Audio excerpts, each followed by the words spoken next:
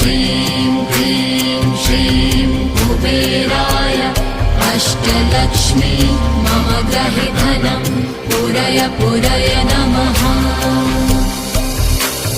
ॐ ह्रीं श्रीं क्लीं श्रीं कुबेराय अष्टलक्ष्मी मम गृहे धनं पूरय पूरय नमः।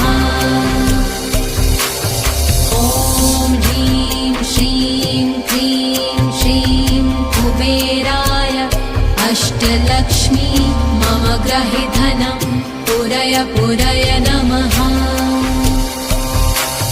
ॐ ह्रीं श्रीं क्लीं श्रीं कुबेराय अष्टलक्ष्मी मम गृहे धनं पूरय पूरय